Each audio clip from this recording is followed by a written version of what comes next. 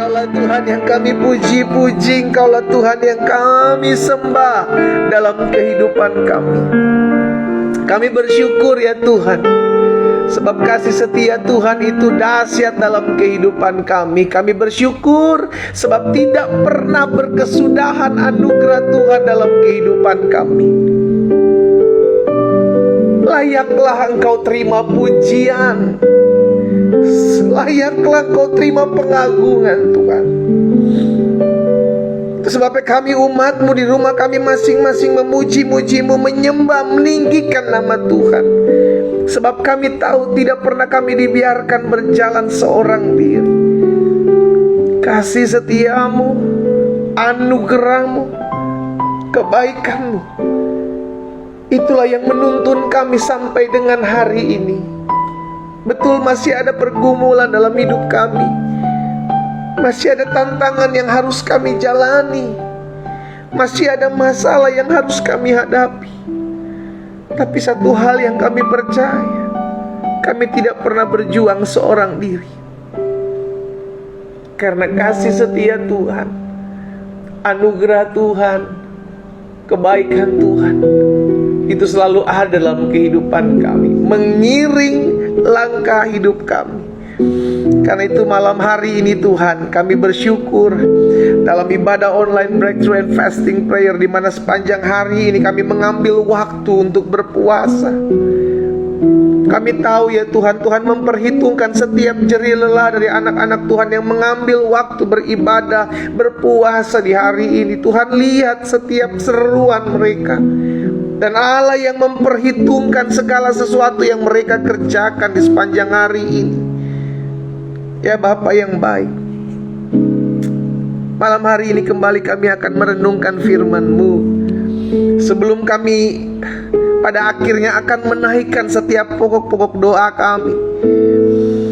Karena itu kami berdoa ya Tuhan, biar Roh Kudus yang mengajarkan kami, Roh Kudus yang mengurapi kami, menuntun dan menerangi.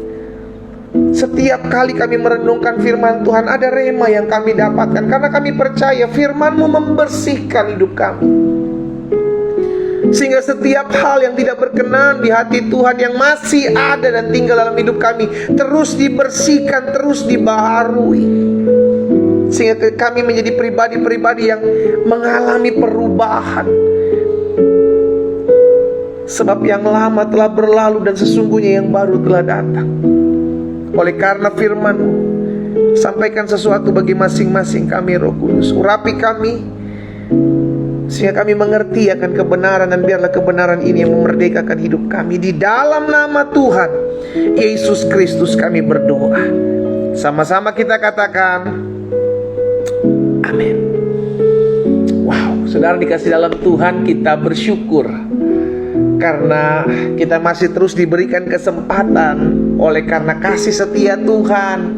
Bukan karena perbuatan baik kita, bukan karena amal ibadah kita, ya apa yang kita lakukan, bukan. Tapi karena anugerahnya itu cukup bagi kita. Kasih setianya yang memampukan kita untuk tetap terus bertahan menghadapi setiap masalah. Karena janjinya jelas, aku sekali-kali tidak pernah meninggalkan engkau, aku sekali-kali tidak pernah membiarkan engkau. Saudara dikasih dalam Tuhan, kita ambil Alkitab kita di rumah kita masing-masing malam hari ini. Di dalam Matius pasal 24 ada satu hal yang saya mau bagikan tentang perkataan Tuhan Yesus. Matius pasal 24 ayat 12 dan ayat yang ke-13. Matius pasal 24 ayat 12 dan 13. Jadi ini adalah perkataan Tuhan Yesus ketika bersama dengan murid-muridnya, dan murid-muridnya menanyakan kapan kesudahan dunia. Dan inilah yang menjadi perkataan Tuhan Yesus. Salah satunya adalah apa saudara? Karena makin bertambahnya kedurhakaan, maka kasih kebanyakan orang akan menjadi dingin. Salah satunya, tandanya bahwa dunia akan ada dalam kesudahan. Apa dikatakan Tuhan Yesus? Selain ada perang di mana-mana, kita sudah lihat. Banyak nabi-nabi palsu akan berdatangan, kita juga sudah lihat. Dan pada akhir Tuhan Yesus bilang, kasih kebanyakan orang akan menjadi dingin. Jangan sampai itu menimpa hidup kita. Karena siapapun kita yang diam di muka bumi ini akan mengalami hal tersebut. Tapi kita yang memutuskan apakah kita tetap mau tinggal dalam kasih Tuhan, atau kasih kita kepada manusia, kepada Tuhan menjadi dingin, menjadi tawar. Itu sebabnya seterusnya di ayat 13 Tuhan Yesus bilang selanjutnya, tetapi orang yang bertahan sampai pada kesudahannya akan selamat.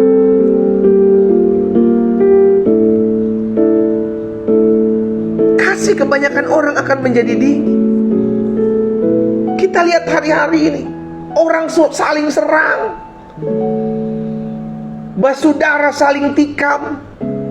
Baru-baru ini saya dengar kabar, ada anak ngegebugin orang tuanya, ayahnya, saudara, sampai sekarat atau sampai mati. Karena itu yang Alkitab sudah catat, dan itu yang terjadi. Kasih kebanyakan orang berarti rata-rata kebanyakan orang akan menghilangkan kasih. Kasih kebanyakan orang akan menjadi dingin. Tetapi orang yang bertahan sampai kepada kesudahannya, dia akan beroleh selamat. Sekarang jadi pertanyaan, ayo kita koreksi diri yuk sama-sama yuk. Gimana kasih kita? 1 Korintus pasal 13 itu jelas berbicara tentang kasih. Tanpa kasih, engkau sehebat apapun, engkau serohani apapun, tanpa kasih kita nothing. Kita gak ada apa-apanya, gak berguna. Tapi ini yang mesti terjadi, ini yang Yesus sampaikan. Kasih kebanyakan orang akan menjadi dingin. Dan kalau kita mau jujur, saudara bisa lihat di lingkungan saudara masing-masing. Ada cuma gara-gara hal sepele, udah gak tegur-teguran satu dengan yang lain. Cuma gara-gara urusan perut, mungkin cuma gara-gara makanan. Bayangkan, kenapa? Karena iblis, di sini memainkan perannya. Hal-hal sepele jadi besar. Bahkan bukan hanya saudara, tapi suami istri di tengah-tengah keluarga, orang tua dengan anak, suami dengan istri udah gak saling tegur. Kenapa? Karena udah dingin, udah hambar.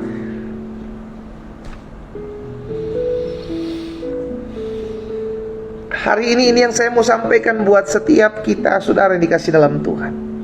Jangan sampai kita termasuk bilangan orang-orang yang kasihnya sudah mulai dingin.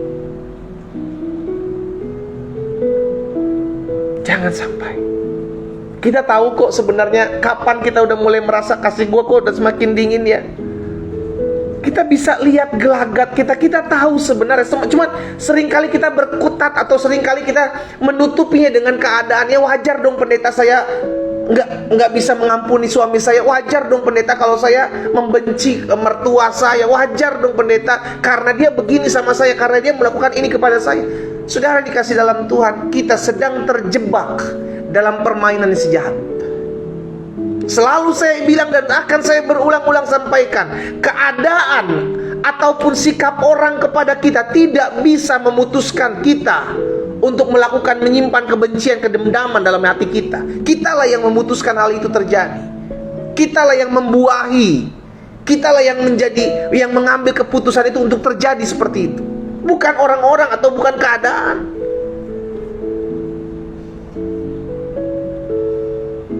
Sehingga akhir tipuan iblis itu berlaku. Wajar dong kamu diginiin kok, kamu dikhianati, kamu dirugikan, kamu difitnah. Wajar kamu benci sama dia, wajar kamu kepahitan sama dia. Itu bukan wajar. Untuk ukuran orang dunia itu wajar. Tapi Yesus tidak pernah mengajarkan seperti itu. Yesus mengajarkan kasihilah musuh, berdoalah buat orang yang membenci. Dalam doa pagi kita sedang membahas tentang Yusuf. Yusuf bisa saja membalas saudara-saudara, tapi tidak dilakukan karena dia tahu itu tidak berkenan kepada Allah. Jangan sampai kita terjebak dengan permainan licik iblis. Hati-hati, iblis menyamar seperti malaikat terang. Ada jalan yang disangka lurus tapi ujungnya membawa maut. Kita pikir maklum, kita pikir wajar kalau saya kepahitan, kalau saya simpan dendam, kalau saya benci dengan orang ini karena dia lakukan ini kok sama saya, Pak. Dia buat ini, dia kecewakan saya, dia hianati saya, dia fitnah saya. Untuk ukuran orang-orang dunia itu wajar. Tapi kita bukan berasal dari dunia, saudaraku. Engkau warga kerajaan surga. Sama-sama ketik di kolom komentar, saya warga kerajaan surga. Sama-sama ketik di kolom komentar, sama-sama bilang sama saya warga kerajaan surga. Harusnya kita memiliki prinsip hidup yang berbeda. Haleluya. Malam hari ini yang saya mau sampaikan buat setiap kita. Kerinduan saya agar setiap umat Tuhan yang oleh Tuhan percayakan untuk saya layani, baik dalam doa pagi, dalam program Bible and Coffee renungan setiap hari, maupun Breakthrough and Fasting Prayer secara online ini, agar menjadi umat Tuhan yang dewasa, yang tidak mudah dipengaruhi oleh keadaan, tidak mudah dipengaruhi oleh sikap orang terhadap kita. No, kitalah yang memutuskan. Saya bisa menyimpan benci, tapi saya juga bisa memutuskan untuk melepaskan pengampunan. Kita ada di pihak yang mana? Kita memutuskan lakukan apa? Roma 12 ayat yang kedua. Roma pasal 12 ayat yang kedua. Rasul Paulus bilang begini, janganlah kamu menjadi serupa dengan dunia ini. Apa yang diajarkan dunia, arahan-arahan apa, kewajaran-kewajaran apa yang diajarkan oleh dunia, jangan kita lakukan. Salah satunya tadi saya sampaikan. Wajar kalau dihianati, engkau punya dendam, engkau punya benci, engkau sakit hati, wajar. Jangan jadi sama dengan ukuran dunia, jangan jadi sama dengan orang-orang dunia. Tetapi berubahlah oleh pembaharuan budimu. Sama-sama bilang sama saya harus berubah oleh pembaharuan budi. Lihat, firman Tuhan membersihkan hidup kita. Firman Tuhan adalah kebenaran. Firman Tuhan itu yang memurnikan hati kita, sehingga kita tidak sama dengan dunia ini, sehingga kita tidak ikut turut dihukum dengan dunia ini. Kasih kebanyakan orang akan semakin dingin. Pastikan setiap kita menyadari kasih kita sampai saat ini seperti apa. Janganlah kamu menjadi serupa dengan dunia ini, tetapi berubahlah oleh pembaharuan budimu, sehingga kamu dapat membedakan mana kehendak Allah, apa yang baik, yang berkenan kepada Allah, dan apa yang sempurna. Udah bukan lagi apa yang tidak benar, tapi yang dapat kita pilih adalah apa yang baik, apa yang berkenan kepada Allah, dan apa yang sempurna. Kitalah yang memutuskan untuk melakukan apa. Hati-hati, jangan sampai kita terpancing, karena apa yang Yesus katakan itu terjadi, saudara. Kasih kebanyakan orang akan menjadi dingin. Tapi saya berdoa agar kata kebanyakan orang itu tidak termasuk saudara dan saya. Amin. Jangan sampailah. Karena kita harus tetap tinggal dalam kasih Allah. Izinkan Roh Kudus memerintah dalam hidup kita. Bukan keegoanmu, bukan kedaginganmu, bukan hawa nafsumu. Karena ketika Roh Kudus yang memimpin dan memerintah hidup kita, maka yang keluar adalah kasih. Nah, saya pelajari ada beberapa hal, saudara, dikasih dalam Tuhan, yang menyebabkan kerohanian atau kasih kita menjadi dingin. Yang pertama, kapan kasih kita menjadi dingin? Kapan kerohanian kita mulai kering? Yang pertama, ketika kekecewaan itu mulai ada di hati kita. Apa sih penyebab kecewa? Keadaan yang sebenarnya tidak kita pengen terjadi dalam hidup kita, atau sesuatu yang kita pikir ini akan terjadi tapi tidak terjadi, berharap terlalu banyak. Itu yang membuat kita jadi kecewa. Dan seringkali anak-anak Tuhan jatuhnya di kecewa. Aduh, kecewa sama hamba Tuhan, kecewa sama pelayan Tuhan, kecewa sama suami, kecewa sama istri, Karena ekspektasinya, berharapnya sama manusia. Alkitab udah bilang, orang yang berharap kepada manusia terkutuk, bos. Kalau kita mau berharap, berharaplah kepada Tuhan. Kenapa? Karena manusia mengecewakan. Siapapun dia. Karena itu jangan punya konsep bahwa saya harus berharap dengan si A, saya harus berharap dengan si B. Jangan. Nanti lu kecewa, bos. Nanti kita kecewa. Yohanes 16 ayat 1 dan ayat 2.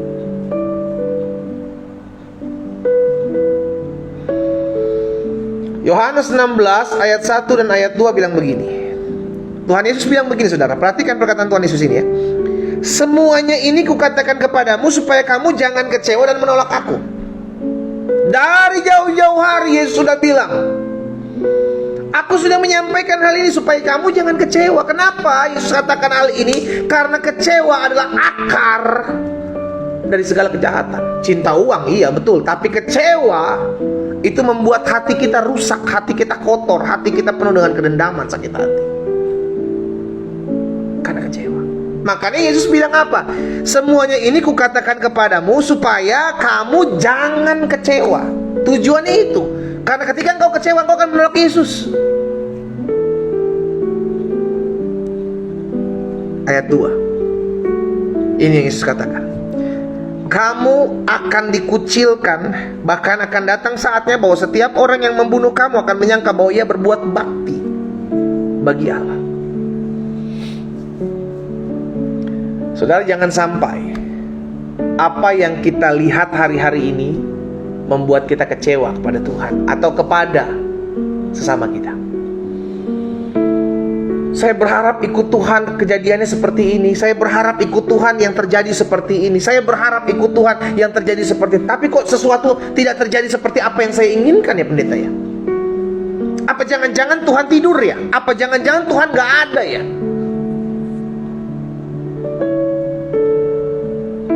Akhirnya apa? Ujung-ujungnya pergi meninggalkan Tuhan.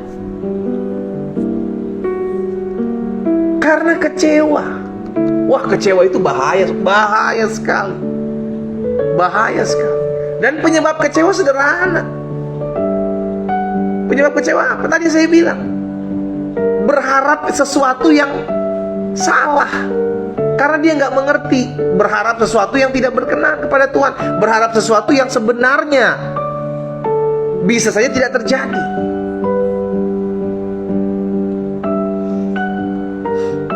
Ya, jadi yang pertama, kapan kasih kita menjadi dingin?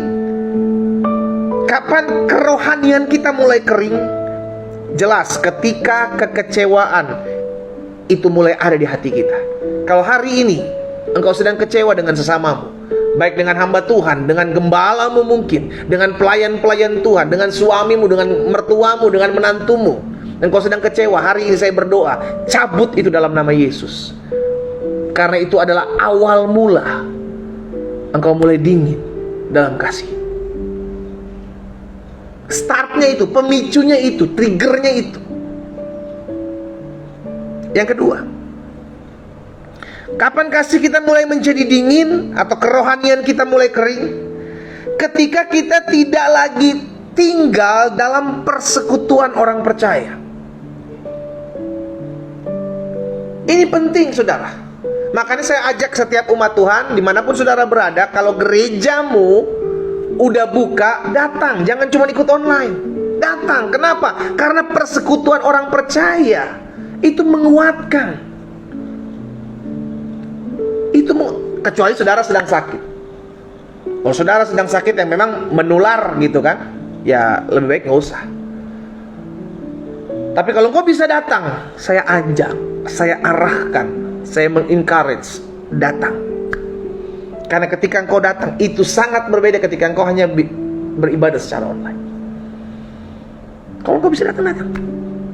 Persekutuan orang percaya, ketika engkau tinggal dalam persekutuan itu, maka engkau yang tadinya udah mulai dingin, kena api lagi, sama-sama semangat lagi gitu loh.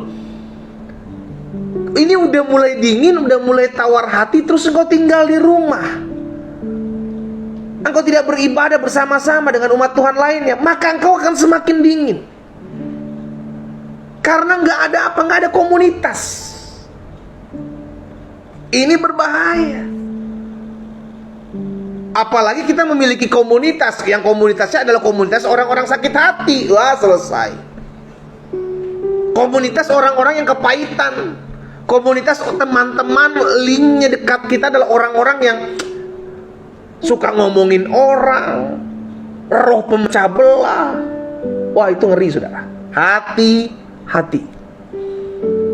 Seperti apa lingkungan dekatmu, seperti apa fellowship, tempat di mana engkau berfellowship, orang-orangnya, engkau akan tidak lama, pelan tapi pasti engkau akan jadi sama dengan seperti itu.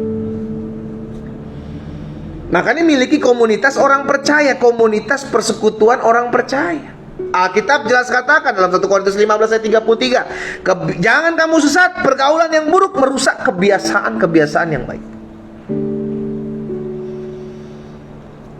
Jadi yang kedua, kasih kita akan mulai menjadi dingin, kerohanian kita akan mulai kering ketika kita tidak lagi bersekutu, ketika tidak ada lagi persekutuan orang percaya.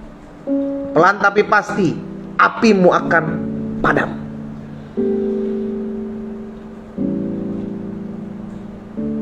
Engkau akan semangat dengan orang-orang yang bersemangat, dan engkau akan kepahitan dengan orang-orang yang memiliki hati yang pahit. Hati-hati. Saya nggak bilang kita nggak boleh bergaul dengan semua orang. Kita bebas bergaul dengan semua orang. Tapi lihat, kita harus bijaksana. Siapa orang-orang itu? Kalau engkau bisa mempengaruhi itu, karena dalam hidup ini cuma dua, either kita dipengaruhi atau kita mempengaruhi. Kalau kita nggak bisa mempengaruhi, maka kita akan dipengaruhi.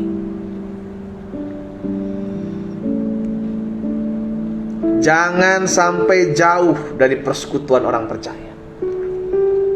Kalau ada komsel di lingkungan gereja saudara, bergabung. Disitulah saudara dikuatkan. Disitulah saudara diteguhkan. Ya, pastikan kita memiliki komunitas, saudara. Karena ketika kita lemah, terus kita nggak punya komunitas, atau komunitas kita adalah komunitas yang tidak takut akan Tuhan, ya selesai. Pasti akan hancur. Miliki komunitas orang percaya yang saling menguatkan, yang saling mendukung, yang saling mendoakan satu dengan yang lain, bukan saling menyalahkan, saling menyikut, saling menyerang. Jangan.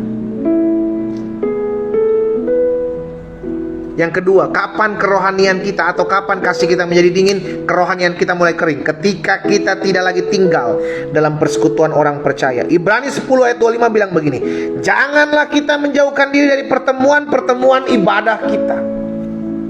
Jangan menjauhkan diri. Kenapa? Karena di dalam ibadah ada orang-orang di sana yang juga turut beribadah. Engkau dikuatkan. Makanya seringkali kita dengar istilah atau dianalogikan seperti dari kumpulan bara api unggun itu diambil satu, dibiarkan jauh dari kumpulan bara api unggun, maka pelan tapi pasti satu kayu itu yang dipisahkan akan mati. Kenapa? Karena tidak ada bersama-sama, karena tidak nyala bersama-sama. Demikian pula kerohanian kita, kasih kita. Karena pada dasarnya ketika kita udah mulai kita udah mulai tawar hati, kita udah mulai ada kedengkian, kita masuk dalam komunitas, di komunitas kita dikuatkan, di komunitas kita dirangkul, di komunitas kita diingatkan, ayo belajar mengampuni, didoakan, maka kita tahu, oh iya ini kebenarannya, oh ada orang-orang yang mendukung saya. Jangan kau menjauhkan diri dari komunitas orang percaya. Lihat orang-orang dekatmu. Kalau dia toksik, kalau dia penuh dengan racun, penuh dengan hati yang busuk, jauhin saudara, jauhin. Tegas saya bilang jauhin, gak usah gaul dengan orang seperti itu. Engkau akan jadi sama dengan mereka. Kalau engkau bisa mempengaruhi untuk lebih baik, lakukan. Tapi kalau engkau pikir engkau adalah orang-orang yang gampang terpengaruh, jauhin. Jangan dekat-dekat dengan orang-orang seperti itu. Yang ketiga, yang terakhir, kapan kerohanian kita mulai kering atau kasih kita mulai dingin? Yang pertama, ketika kekecewaan mulai ada di hati kita. Yang kedua, ketika kita tidak lagi tinggal dalam persekutuan orang percaya. Dan yang ketiga, ketika kita tidak mengerti akan firman Tuhan. Kita dengar firman, tapi kita nggak ngerti. Karena pada dasarnya begini. Coba lihat dalam Yohanes 8 ayat 31 dan 32. Yohanes pasal 8 ayat 31 dan 32 bilang begini Tuhan Yesus. Maka kata Yesus kepada orang-orang Yahudi yang percaya kepadanya. Jadi Yesus ngomong kepada orang-orang Yahudi yang percaya kepada dia. Apa yang Yesus bilang? Jika kamu tetap dalam firman-Ku, jika kamu tetap tinggal dalam firman-Ku, kamu benar-benar adalah murid-Ku. Jadi yang dapat dikatakan murid adalah orang-orang yang tetap tinggal dalam firman Tuhan. Ayat 32. Dan kamu akan mengetahui kebenaran, dan kebenaran itu akan memerdekakan kamu. Apa itu kebenaran? Di satu sisi firman Tuhan katakan, firman-Ku, firman Tuhan adalah kebenaran. Jadi kalau orang mengerti akan firman, maka firman itu yang akan memerdekakan dia. Tapi yang repot, nah ini ada juga saudara, karena Yesus pernah mencontohkan tentang seorang penabur. Yang repot apa? Udah dengar firman tapi kelakuan gak berubah-berubah. Udah dengar firman tapi masih membenci sesamanya. Udah dengar firman tetapi nyalain orang. Udah dengar firman bukan buat dia tapi buat orang lain.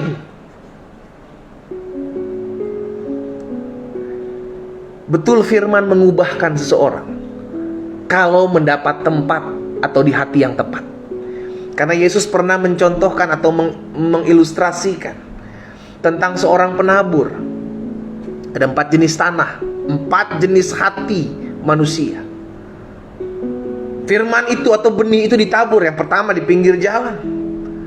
Ada yang di tanah-tanah berbatu, ada yang di semak duri, tapi ada yang di tanah yang gembur, tanah yang baik. Harusnya benih firman itu tertabur di mana? Di yang keempat, yang tanah yang baik.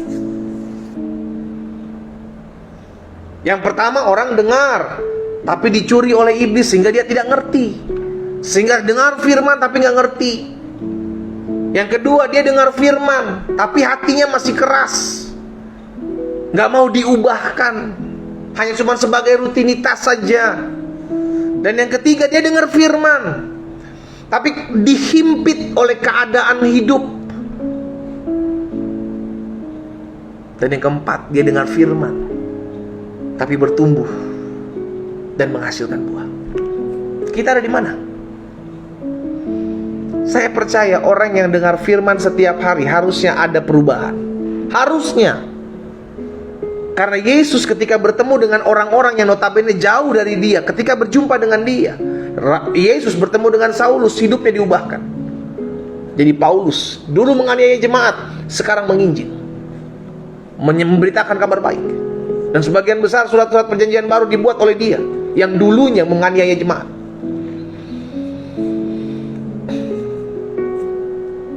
Perempuan yang kedapatan berzina, yang hendak dilempari oleh batu, mengalami perjumpaan dengan Yesus, hidupnya dipulihkan, melayani Yesus. Iya kan? Ada banyak orang-orang yang ketika berjumpa dengan Yesus itu mengalami perubahan. Berarti sang firman Yesus, sang firman, ketika ada dalam hidup seseorang, harusnya orang itu menghadapi pemulihan, ada perubahan. Yang lama telah berlalu, sesungguhnya yang baru sudah datang. Jadi yang ketiga, saudara dikasih dalam Tuhan, kapan kasih kita mulai dingin? Kapan kerohanian kita mulai kering? Ketika kita dengar firman tapi kita tidak mengalami perubahan. Kita udah tahu kebenaran tapi kita tidak lakukan. Makanya Yesus bilang kepada orang-orang pada saat itu yang percaya kepadanya, jika kamu tetap tinggal dalam firman-Ku, kamu adalah benar-benar murid-Ku. 3 hal ini saya bagikan buat setiap kita.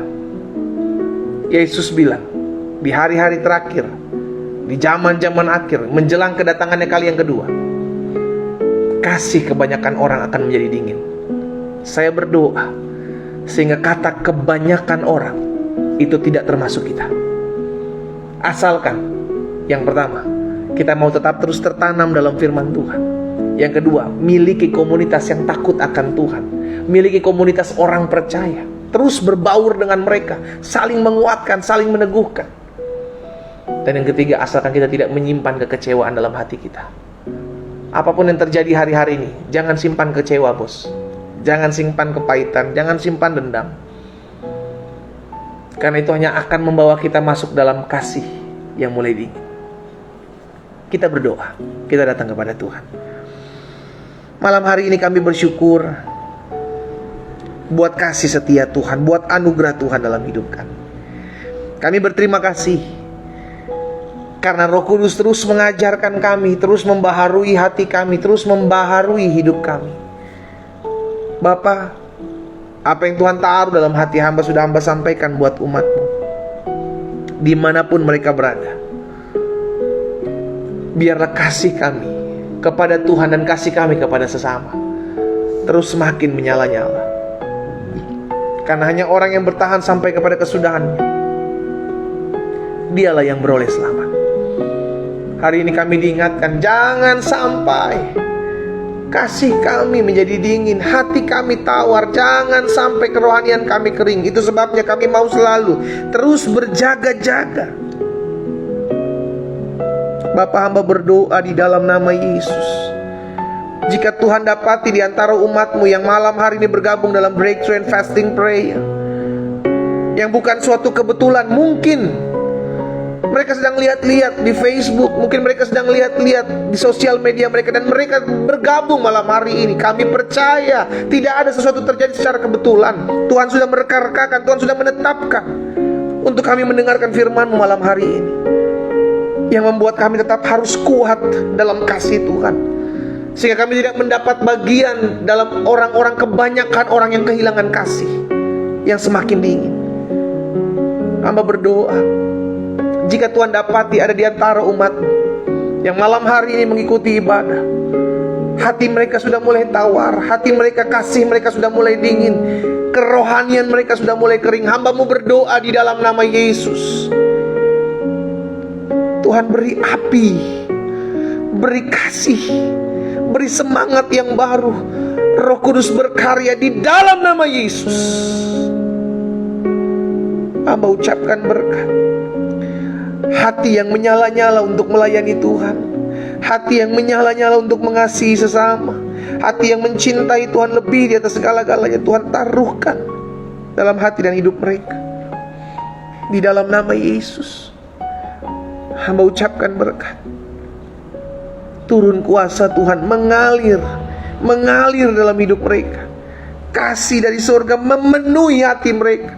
Aku mencabut setiap kekecewaan, aku mencabut setiap luka hati, aku mencabut setiap kepahitan dalam hati setiap umat Tuhan malam hari ini dalam nama Yesus. Aku patahkan kuasanya di dalam nama Yesus. Penuhi mereka dengan kasih-Mu ya Tuhan, penuhi mereka dengan kuasa-Mu malam hari ini ya Tuhan. Kami bersyukur firman tertabur, tertanam di hati kami. Biar tertanam di tanah yang subur, sehingga menghasilkan buah dan mempermuliakan nama Tuhan. Pada akhirnya kami mau berdoa buat setiap pokok-pokok doa kami. Di tangan kami umat-Mu ya Tuhan, baik hamba di tempat ini maupun setiap umat Tuhan yang ada di rumah mereka masing-masing. Kami memegang formulir doa yang di dalamnya sudah ada pokok-pokok doa yang kami tuliskan, yang kami bawa, yang kami doakan di hadapan Tuhan. Mari saudara yang dikasih dalam Tuhan, di rumahmu masing-masing, pegang formulir doamu, angkat tinggi. Kita bawa kepada Tuhan setiap apa yang menjadi pokok-pokok doa kita. Bapa, kami mengangkat setiap pokok-pokok doa kami di altar kudus Tuhan. Kami tahu Tuhan mendengar, Tuhan melihat, Tuhan mengetahui. Satu hal yang kami percaya, Tuhan mendengar doa-doa kami. Kami tahu Tuhan menjawab tepat pada waktunya di dalam nama Yesus. Kami berdoa sehingga setiap umat-Mu mereka yang mengangkat setiap pokok-pokok doa mereka di rumah mereka masing-masing, satu persatu mereka akan melihat setiap pokok-pokok doa yang tertulis dijawab Tuhan, dan satu persatu dicoret, tidak ada lagi karena sudah dijawab oleh Tuhan. Di dalam nama Tuhan Yesus kami terima setiap pokok-pokok doa kami. Kami melihat terjadi dalam hidup kami. Terjadi di dalam nama Yesus Kristus Tuhan kami.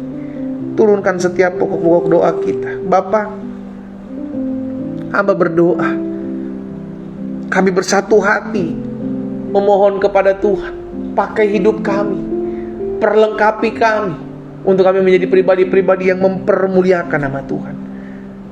Pada akhirnya kami bersyukur buat malam hari ini, kami boleh beribadah kembali kepada Tuhan. Berkat-Mu ada atas setiap umat-Mu ya Tuhan. Baik umat-Mu yang bergabung melalui Facebook secara live, maupun nanti setelah live ini berlangsung mereka menyaksikan secara riran. Biar kasih, sukacita, damai, kuasa Tuhan turun atas mereka. Mereka yang bergabung melalui Zoom, Tuhan juga yang memberkati masing-masing mereka di rumah mereka. Baik mereka yang menyaksikan melalui Instagram, Tuhan juga yang memberkati. Sehingga setiap sosial media yang kami pakai boleh kami gunakan untuk hormat dan kemuliaan nama Tuhan. Kami pakai untuk kami bisa beribadah, mendengar firman, memuji, menyembah Tuhan di dalam nama Yesus. Terima kasih Bapa yang baik. Terima kasih. Kami bersyukur buat malam hari ini. Kami percaya ada perkara-perkara dahsyat Tuhan kerjakan dalam hidup kami. Kami percaya apa yang tidak pernah kami doa, kami lihat, apa yang tidak pernah kami pikirkan, apa yang tidak pernah kami dengar, itu yang Tuhan sediakan. Kami tahu Allah kami menjawab doa kami jauh lebih besar, jauh lebih dahsyat dari apa yang kami doakan dan kami bayangkan. Di dalam nama Yesus, Hamba ucapkan berkat. Kami juga terus berdoa buat kota dan bangsa kami Allah. Berkati kota di mana kami tinggal, berkati bangsa kami Allah. Kami terus ucapkan berkat karena kami tahu kesejahteraan kota kami adalah kesejahteraan kami. Kami ada di bangsa Indonesia, karena itu kami berdoa Indonesia diberkati Tuhan. Pemimpin-pemimpin bangsa kami diberkati Tuhan. Setiap keputusan yang mereka ambil, Bapak Presiden, Wakil Presiden, jajaran menteri yang ada, Kapolri, Panglima TNI dan serta jajarannya, maupun para gubernur, para bupati, para wali kota, diberkati Tuhan dengan roh takut dan gentarakan Tuhan dalam nama Yesus. Terima kasih Bapa. Malam hari ini kami bersyukur dan kembali kami akan beristirahat. Biarlah Tuhan yang menyertai sepanjang malam kami beristirahat. Besok kami boleh bangun dengan kekuatan baru, pengharapan, sukacita kepada Tuhan. Terpujilah Tuhan. Ini doa kami ya Tuhan. Kami percaya Bapa, apa yang kami doakan sudah kami terima. Tergenapi firman Tuhan dalam hidup kami. Apapun juga yang kamu doakan dan kamu minta, percayalah bahwa kamu telah menerimanya, maka hal itu akan diberikan kepadamu. Kami imani terjadi di dalam nama Tuhan Yesus Kristus. Sama-sama kita katakan amin. Haleluya. Tuhan Yesus dahsyat. Saudara dikasih dalam Tuhan, lakukan hal ini. Jangan sampai kita didapati kasih kita semakin dingin. Kita kembali ketemu hari Senin dalam doa pagi, dan pastikan miliki kasih yang menyala-nyala, baik kepada Tuhan maupun kepada sesama. Doa saya menyertai saudara. Selamat malam, selamat beristirahat. Tuhan Yesus memberkati. Shalom.